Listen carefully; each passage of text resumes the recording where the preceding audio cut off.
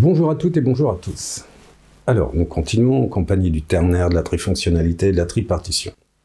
Ok, la dernière fois, je vous ai dit que nous allions travailler sur le graphe du désir de Lacan. Je vais vous mettre tout de suite une image, sous la forme d'un petit papier numérique, qui se rapporte au graphe du désir, tel que Lacan l'a conçu. Ok, alors je vais la retirer très très vite, puisque, moi j'ai juste esquissé, en fait, le graphe du désir en reprenant, toutefois, les notations de Lacan. La dernière fois, je vous ai dit, qu'on pouvait séparer, diviser, distinguer, du moins, deux parties, dans ce graphe du désir, qu'il y avait une partie qui correspondait plutôt à Freud. Alors, ce sont les notations de Lacan, mais ces notations reprennent le moi idéal, l'idéal du moi, donc l'inconscient, la découverte de Freud, donc, et puis le moi. Donc, ça appartient quand même, je dirais, au vocabulaire de Freud, alors que le reste, c'est vraiment le vocabulaire, les notations, pour le coup, de Lacan. Alors, ici, on va essayer de travailler sur cette zone et de passer le graphe du désir et cette zone sur le tamis du ternaire. Étant donné que, effectivement, le ternaire, la tripartition, c'est mon objet, c'est mon objectif, en fait. On pourrait même dire que c'est mon sujet. Ok.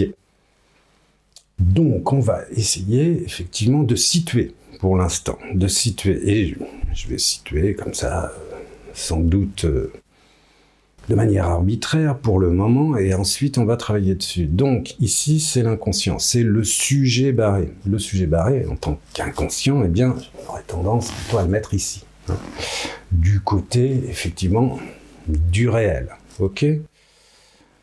Ici, c'est l'idéal du moi. Et j'aurais plutôt tendance, en relation au surmoi, on va en parler, à le placer ici. Et ici, le narcissisme, le moi et le moi idéal, on le place au centre. Ok ? Donc, vous voyez, voilà, je redistribue un petit peu sur ma petite étagère. Alors maintenant, l'idée, c'est de pouvoir expliquer ces notations. Cette première notation, S barré, c'est le sujet barré. Alors, le sujet barré, pour Lacan, effectivement, c'est l'inconscient.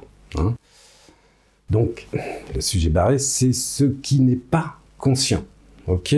Donc, qu'est-ce qu'on peut finalement dire pour aller du côté de chez Hegel, on peut dire que c'est une négation.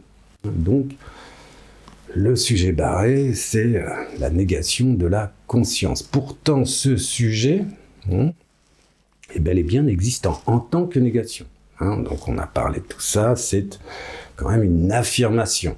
Et donc, c'est une négation positive. Ok ? Toutefois, effectivement, ce S barré, ce qui n'est pas conscient, effectivement, nous apparaît.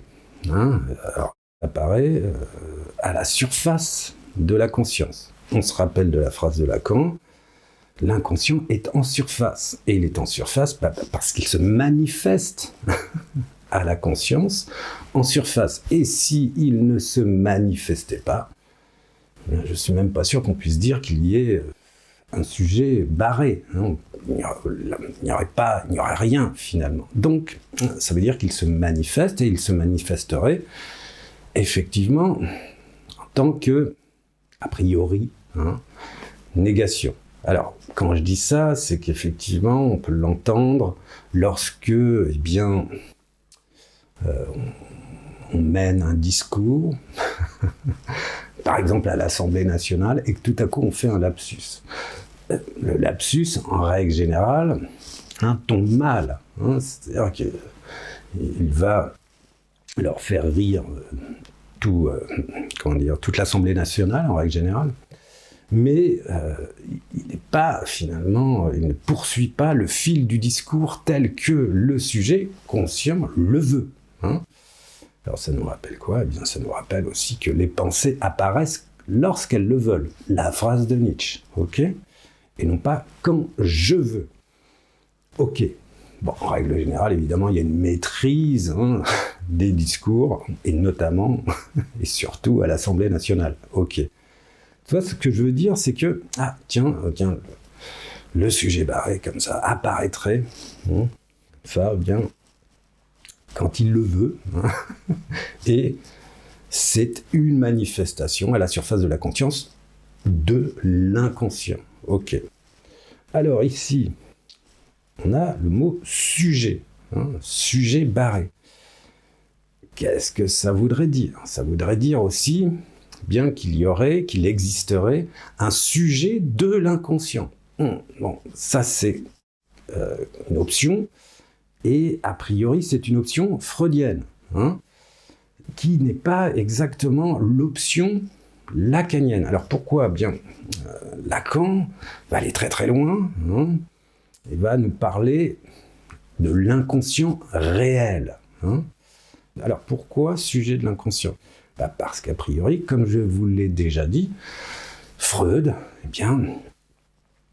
finalement, espérait que l'inconscient puisse finalement nous délivrer des messages, et qu'avec ces messages, qui en règle générale étaient des messages, pour le dire vite, inversés, et qui donc étaient des énigmes à révéler, à découvrir, finalement, à résoudre, des énigmes à résoudre, et faire en sorte qu'avec la résolution de ces énigmes, donc avec le message de l'inconscient, on puisse effectivement saisir quelque chose du sujet de l'inconscient, de ce sujet qui nous adresserait un message, et qu'en plus, on puisse effectivement soigner, du moins faire en sorte de tempérer les souffrances d'un patient. Ok. Donc là, il y aurait un sujet de l'inconscient qui se référait plutôt à Freud. Et c'est le sujet barré. Et donc c'est aussi tout simplement l'inconscient. Ok, donc rappelez aussi que c'est une découverte de Freud. Alors cette découverte, pareil, il faut, c'est assez simple sur le net, l'histoire de la découverte de l'inconscient, vous la trouvez très facilement. Donc je ne vais pas en parler. Ok, ce qui m'intéresse sont les notations. Ok, donc ça c'est un premier point de vue. Alors j'aimerais amener d'autres points de vue concernant le signe et ce S barré. Je voudrais l'envisager d'un point de vue, je dirais, plus sociologique, en fait. Alors, voilà, c'est un développement, c'est une interprétation. Ok, je digresse. Ok, ce S barré, c'est aussi un S, un sujet raturé. C'est une rature, ici. On peut le considérer comme une rature. Et on verra dans un troisième temps, cette barre qui barre le sujet, on peut aussi considérer cette barre comme le signe de la division du sujet. Donc, deuxième temps, on revient sur la rature. Le sujet barré, on le trouve où, concrètement ou du moins, le S barré. On le retrouve, sur des copies, de manière très simple, comme ça, sur des rédactions, sur des dictées, etc. Des copies qui donc ont été corrigées. Elles ont été corrigées, et donc, alors soit on souligne, on met une barre en dessous, de la faute d'orthographe, ok, soit on barre directement la lettre en trop, pour dire qu'effectivement, il y a, pour le dire comme ça, une faute orthographique. Ok, une faute d'orthographe plutôt. Ok. Ici, moi, ce qui m'intéresse, c'est aussi le fait que, bien, le sujet qui fait des fautes d'orthographe, eh bien, ignore la loi. Ignore la loi. Alors, effectivement, il fait des fautes d'orthographe parce qu'il n'a pas bien appris la grammaire, parce qu'il n'a pas bien appris la syntaxe, ni d'ailleurs la conjugaison, etc. Donc, effectivement, ni non plus les accords. Donc, il va mettre des S partout. Là, il va être, ce sujet-là, corrigé. Alors, quel destin, finalement, pour ce sujet qui ignore les lois de la langue, sociologiquement. C'est intéressant, en fait. Bien, si ça continue, s'il ne s'améliore pas, de la primaire au secondaire, donc au collège, au collège, on va dire, écoutez, monsieur ou madame d'ailleurs, vous êtes plutôt bon, je pense, pour les métiers manuels. Allez vers des métiers manuels. Vous n'êtes pas bon du tout en français, alors il pourrait être bon en maths, éventuellement, etc. Mais, ce que je veux dire par là, c'est que ça va créer une sélection, ça va faire une sélection, cette correction, en fait, cette rature, en fait. Et le fait est que, ça va embarquer le sujet dans une direction, sociologiquement, parce que, justement, on a sans doute trop raturé ses copies. Ok, alors ici, évidemment, je digresse, pour finalement jouer sur ce S barré. Donc, jouer aussi sur l'inconscient, c'est-à-dire qu'effectivement, le sujet ignore la loi, en fait. Ignore ce qui pourrait l'amener au lycée, à l'université, et donc qui pourrait l'amener finalement à faire une carrière comme ça, prestigieuse, blablabla, de femme ou d'homme politique, de journaliste ou autre. Ok. Cette correction, en fait, moi, elle m'intéresse, elle me questionne, au sens où ce S barré, effectivement, c'est le sujet qui manifesterait, alors je vais le dire comme ça, manifesterait une résistance, et peut-être une résistance, finalement, qu'on pourrait considérer comme inconsciente. C'est-à-dire que, tout le monde peut correctement apprendre la grammaire, la syntaxe, etc., mais pourtant, pour certains sujets, ça passe pas. Et qu'est-ce qui ne passe pas ? C'est la loi qui ne passe pas. La loi de la grammaire, la loi, effectivement, de la langue française, de toute la langue française, finalement.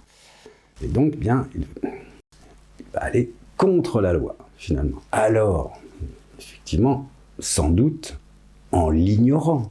Il ignore qu'il va contre la loi. Quand il se fait corriger comme ça, ses dictées, ses rédactions, etc., quand il y a des corrections d'orthographe, en fait, orthographiques, là, pour le coup. Ok, donc ça, c'est cette autre interprétation, qui se référerait à l'inconscient, pour le dire comme ça, qui ignore la loi, avec le sujet barré. J'ai digressé, c'est une fable, et c'est, on pourrait dire, une métaphore, pour spéculer sur ce signe, sujet barré. Donc je préviens. Ok. Troisième temps, alors là qui est sans doute historiquement, entre guillemets, plus sérieux, ça concerne la division du sujet. Alors ici c'est assez intéressant au sens où ça pose la question du destin et d'un autre côté de l'existence. Et effectivement, je vous parle beaucoup du réel mythique, donc d'un réel divin, donc finalement d'une figure divine, alors qui a très très très souvent été incarnée sous une forme anthropomorphique, un dieu ou une déesse. Et ce dieu ou cette déesse, nous pourrions le considérer comme un double, en fait. Et ce, eh bien, toujours pour dire cette même date, hein, ce jusqu'à la Révolution française. Donc le réel mythique. Qu'est-ce que ça nous indique? Ça nous indique qu'effectivement, le destin d'un héros hein, est pris en charge, est écrit, en fait, par le divin. Hein, c'est ça le destin. Le destin, c'est, il y a déjà un cahier des charges, finalement, et le héros, alors le héros qui est bien existant, hein, qui est sur le terrain, finalement, eh bien, toutes les actions du héros seront déjà écrites, en fait. Ah, bah, ça voudrait dire qu'il y aurait un autre sujet hein, qui conditionne la vie du héros.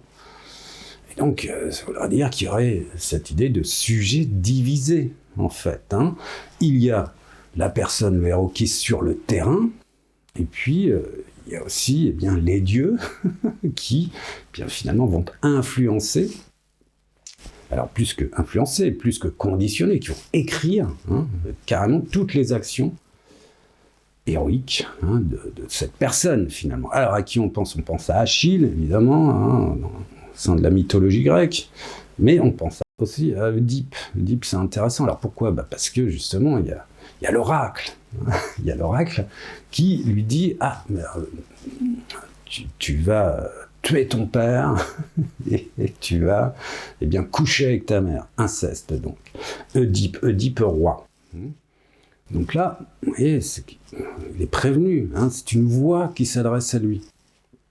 Et c'est une voix qui eh bien, lui décrit son destin. Hein. Et donc cette loi, eh bien finalement, est-ce qu'elle va s'appliquer? Oui, elle va s'appliquer au sein du mythe, effectivement, puisque Oedipe va fuir. Hein, quand il entend ça, ça va pas être possible pour lui, il va fuir, mais eh bien, ça va être quand même son destin, hein, de tuer son père et de coucher avec sa mère, en fait. Donc ça va se réaliser, c'est le destin, en fait. Et là, on peut considérer justement le réel mythique comme effectivement une figure, hein, alors qui est aussi celle de la duplicité. Hein. Alors la duplicité c'est négatif, et là ça concernera plus les dieux bons, sympathiques, hein. Ça concernerait plutôt le diable, hein, la duplicité. Hein. C'est-à-dire qu'effectivement, eh bien, le sujet là aussi serait double hein, et serait, comment dire, bien habité hein, par des forces maléfiques, hein, comme ça. Ok, donc il y a le sujet qui est sur le terrain, hein, homme ou femme, peu importe, et puis eh bien, il y aurait les voix divines, qu'on peut considérer comme une deuxième voix, hein, si vous voulez, et qui participerait du réel mythique, qui participerait des mythes, qui participerait aussi eh bien, des dogmes, hein, des religions aussi, hein, et de la manière dont on peut s'adresser à Dieu et au fait que Dieu puisse quelque chose pour nous.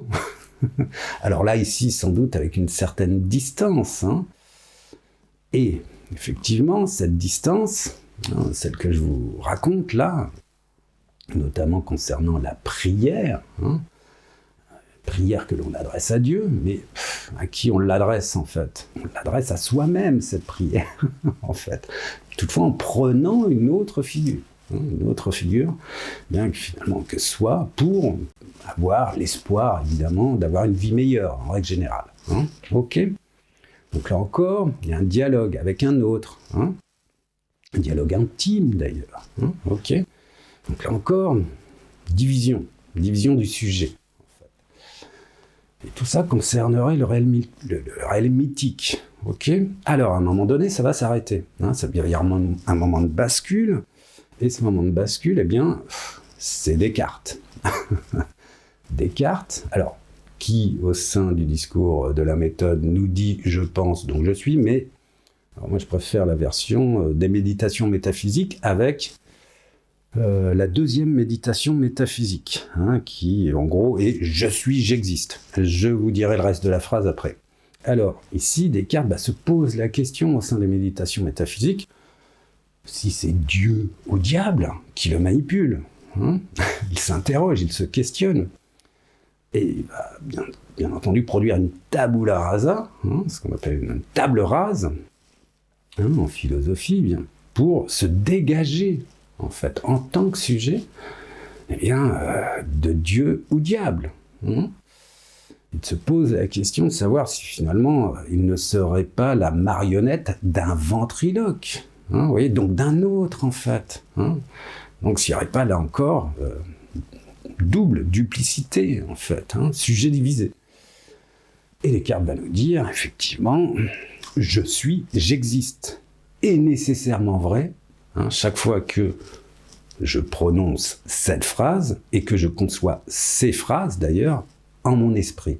Donc la phrase complète, c'est la proposition je suis, j'existe est nécessairement vraie chaque fois que je la prononce ou que je la conçois en mon esprit. Là, Descartes, finalement, eh bien, nous parle de quoi? Je suis, c'est l'être, j'existe, c'est l'existence. Là, il fonde par presque une autorité, une autodétermination. Il fonde le fait, eh bien, que il est et qu'il existe, bel et bien, au sein d'une affirmation. Et d'une affirmation, évidemment, en tant que sujet. C'est le sujet des Descartes qui dit qu'il existe et qu'il est, en fait. Ok, bon, là, il y a un renversement, il y a un moment de bascule, et là, on passe finalement à un sujet dévisé qui serait plus existentiel. Puisque, finalement, Descartes, quand même, continue de s'adresser à lui-même, ce par le biais de propositions, vous voyez? Ok, donc là, il y a quand même toujours cette question du sujet divisé. Alors, on passe à Nietzsche, Nietzsche qui nous dit quoi? Qui nous dit, finalement, que les pensées, finalement, apparaissent quand elles le veulent, et non pas quand je veux. Alors ça contredit un petit peu Descartes, qui s'affirme comme ça. Mais bon, Nietzsche nous dit ça. Donc il y a effectivement les pensées, d'un côté, un côté du sujet, on va dire, et puis il y a le jeu, le jeu qui voudrait, qui veut, d'un autre côté. Et on en arrive où? On arrive au sujet divisé aussi, qui concerne le sujet conscient et le sujet de l'inconscient. Ok, freudien. Ok, on y est là, en fait, si vous voulez. Donc voilà, c'était pour spéculer un petit peu sur cette idée de sujet barré et sur cette idée d'inconscient, en fait. Alors ça blablate beaucoup, pour le coup, et j'en suis pas encore à l'idéal du moi, mais on va aller vite aussi avec le moi idéal. Donc, idéal du moi. Alors, l'idéal du moi, en fait, effectivement, le placement, il est plutôt ici. Il est plutôt du côté, en fait, du surmoi. Pourquoi? Parce qu'historiquement, Freud travaille sur le moi idéal et l'idéal du moi, et petit à petit abandonne pour, finalement, remplacer l'idéal du moi et le moi idéal par le surmoi. Toutefois, on peut quand même en dire quelque chose de cet idéal du moi, au sens où, c'est pas la même chose que le surmoi. C'est pas la même chose. Au sens où le surmoi, alors on est toujours au sein du grade du désir, donc de l'inconscient. On essaie d'en savoir quelque chose, finalement. Le surmoi, a priori, on regarde des expériences de Freud, c'est ce qui inconsciemment va déjà être une empreinte au sein de l'inconscient du sujet, cette empreinte désignant des interdits et des limites, voire des tabous. On en a parlé du tabou, pour le sujet. C'est-à-dire qu'effectivement, le surmoi, ça serait un moi qui dirait, voilà, pour le dire de manière triviale, tu n'as pas le droit de faire ci, tu n'as pas le droit de faire cela, mais inconsciemment, évidemment. Donc, des limites à ne pas transgresser.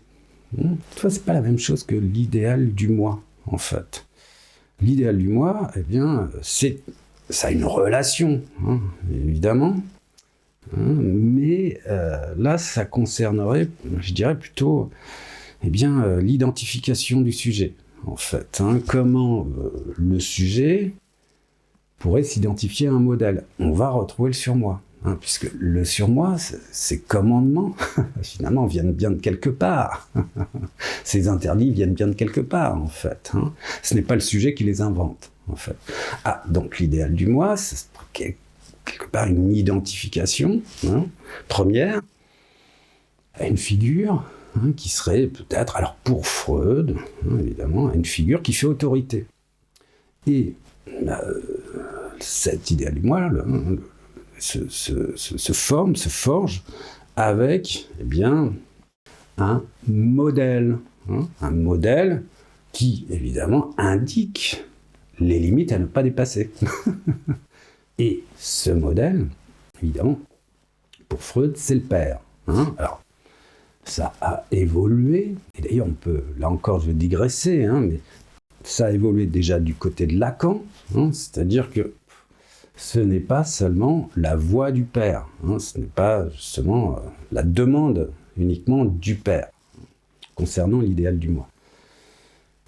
Ça peut être, avant tout, de manière primordiale, ça peut être la demande de la mère, ça peut être aussi le grand frère, la grande sœur, et ça peut être, et là je digresse, aussi, aujourd'hui, enfin depuis 50 ans, ou même avant, ça peut être la voix du maître, ça peut être la voix finalement de la radio, c'est peut-être la voix de la télévision. C'est-à-dire que maintenant, aujourd'hui, les enfants sont complètement confrontés à d'autres voix que le sujet inconscient, là encore, va capter, et peut-être que ces voix, en fait, vont lui parler. Alors, de manière primordiale, évidemment, concernant l'évolution du sujet, c'est bien entendu la voix de la mère.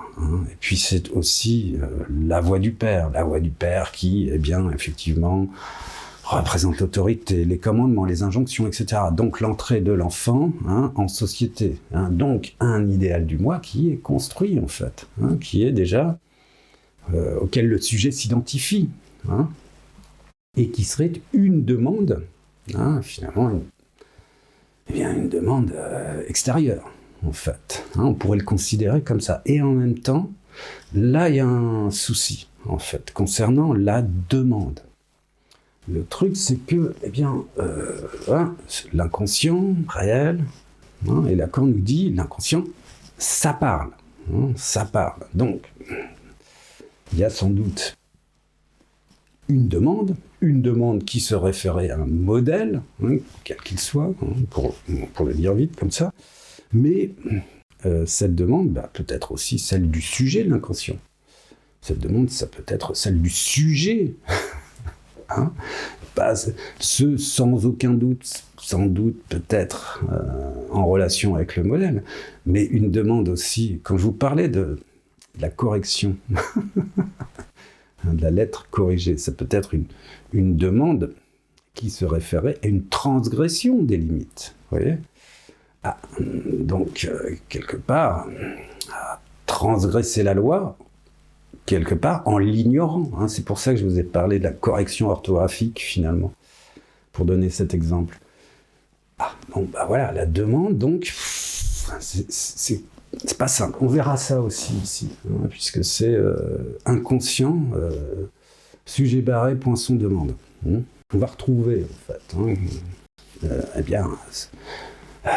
comment on peut envisager la demande au sein, toujours, je répète, parce qu'il faut répéter, toujours au sein de cette analyse rapide, sans doute sommaire, sans doute passant par le filtre de mes spéculations et élucubrations, c'est ok, mais là, la demande, c'est vraiment quelque chose d'assez complexe, en fait, de savoir bien quelle est la demande et d'où ça part, en fait.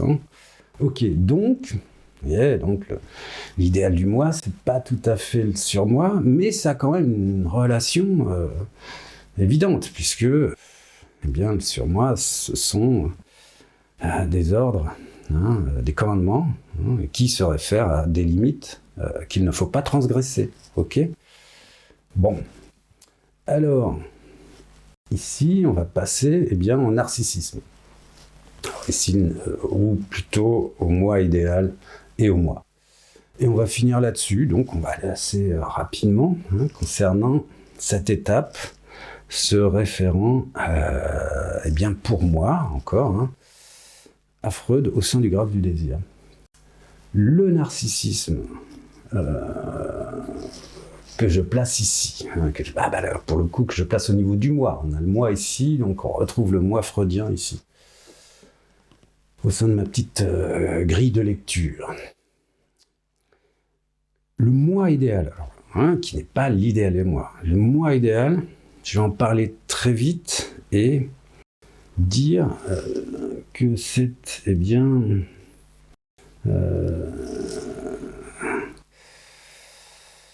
l'endroit de la complaisance. Le moi idéal, c'est vraiment la complaisance de soi. Donc, ça a sans doute une relation avec le narcissisme. Et ça a une relation, effectivement, avec Lacan, c'est une relation avec le stade du miroir. Je vous en ai parlé du stade du miroir, c'est-à-dire de ce moment où l'enfant, justement, s'appréhende en tant qu'unité. Il s'appréhende en tant qu'unité, il s'appréhende en tant que corps séparé des autres corps, séparé de sa mère, de ses camarades, etc., et il appréhende finalement l'unité du sujet. Ok ? Donc, ça a une relation avec finalement la formation, on pourrait appeler du moi. Ok ? Formation du moi. Et effectivement, le narcissisme est utile pour cette formation au sens où, il y aurait finalement une boucle en fait, une boucle de soi à soi et un plaisir, donc vraiment une complaisance que l'on a pour soi-même en fait, et une complaisance, finalement d'incarner une unité, et pour le coup totale, complète, puissante, qui se distingue du monde entier. Et le sujet se saisit en tant que corps propre. Et effectivement, se saisit comment ? De manière spéculaire. C'est l'imaginaire qui va finalement se mettre au travail pour que le sujet puisse s'imaginer, se représenter en tant que sujet unique. Et donc se représenter évidemment, là pour le coup, narcissisme, ça nous rappelle effectivement le mythe de Narcisse qui se regarde dans une eau plate qui reflète finalement son visage. Et là il y a effectivement complaisance, et là aussi l'idée de plaisir en fait, de plaisir scopique en fait, concernant sa propre personne. Ok. Et là ça va effectivement concerner le moi, la formation du moi. La formation du moi. Alors ici le moi me pose problème en fait. Le moi, je crois que c'est quelque chose autant que la conscience, de vraiment très complexe à saisir en fait. Alors effectivement, le moi, c'est la condition de l'unité. C'est la condition de l'unité du sujet. Mais justement, cette condition, se référer au moi ou à la conscience, je dirais, reste du domaine alors je vais le dire comme ça, de l'inconnu en fait. Concernant en fait l'état actuel finalement, ou l'actualité du moi, ou l'actualisation, on va dire plutôt, du moi et de la conscience, comme je dirais, on est complètement complètement saisi par ce moi et par la conscience, eh bien, il est très difficile, finalement, d'en dire quelque chose. Et effectivement, alors pour la conscience, voilà, on a John Locke, alors je ne sais plus si je vous en ai déjà parlé, mais John Locke invente le mot conscience pour, eh bien, effectivement, désigner un état. Cet état, c'est quoi? Eh bien, c'est avec le préfixe con, qui voudrait dire avec, ou qui voudrait dire réunir, donc comme compossible, condisciple. Donc conscience, science, c'est scientia. Scientia veut dire savoir, donc ça concernerait un état où l'on réunit les savoirs. Et on ramasse comme ça les savoirs, ou le savoir, si vous voulez.